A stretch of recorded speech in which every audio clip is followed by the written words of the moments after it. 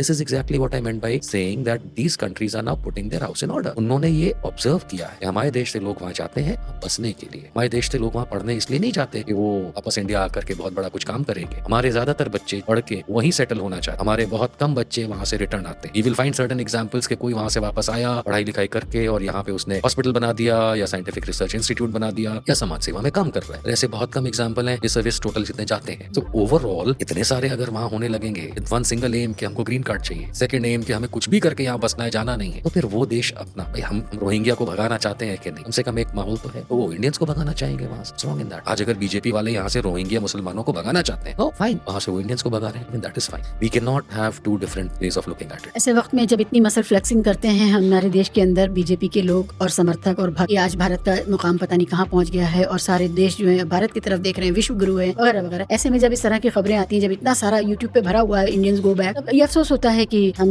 किस तरह के क्राइसिस से गुजर रहे हैं और हमें हमारी जनता को अभी इस हालत में भी भरमाया जा सकता है। नहीं, मुझे इसमें कोई अचरज नहीं होता। मैं इस बात से दुखी नहीं होता जब दूसरे देशों के, हाँ गाली गलौज रेसिज्म वो अलग चीज है, लेकिन हमारे देश के लोग अगर दूसरे देशों से वापस भेजने की बात या उनको कट शॉर्ट करने की बात, फर्दर इंडक्ट ना होने देने की बात आने देने, वो बिल्कुल वैलिड, वो बिल्कुल जायज है। एक देश की सरकार दूसरे देश की सरकार से अलग अलग तरीकों से भिड़ती है, तो उसमें अगर किसी देश से हमें तकलीफ हो रही हो या वहाँ ऐसे लोगों को पनाह दी गई हो फलाने देश द्वारा, जैसे कनाडा में सिखों को एक बिल्कुल वेलकम आजकल से नहीं किया हुआ है, आजादी से भी पहले से। सरदार भगत सिंह जो हमारे इतने फेमस शहीद भगत सिंह हुए, उनके चाचा कनाडा में हिंदुस्तान रिपब्लिकन आर्मी से कनेक्टेड थे। Vancouver is mini Punjab. तो अब मिनी पंजाब का ये मतलब नहीं है कि वहाँ सारे लोग जो हैं वो खालिस्तान समर्थक है, कतई नहीं, लेकिन कुछ तो वहाँ भी है। होता ये है कि ये पुराने सिस्टम्स हैं जो हर देशों के बीच में चलते हैं। अब इसका इम्प्लीकेशन, ये जो क्लीनिंग हो रही है या ना आने दिया जा रहा है नए बच्चों को पढ़ने के लिए, या जो पढ़ रहे हैं उनके साथ कुछ इश्यूज क्रिएट किए जा रहे हैं ताकि वो वापस चले जाएं या आगे काम ना कर पाएं,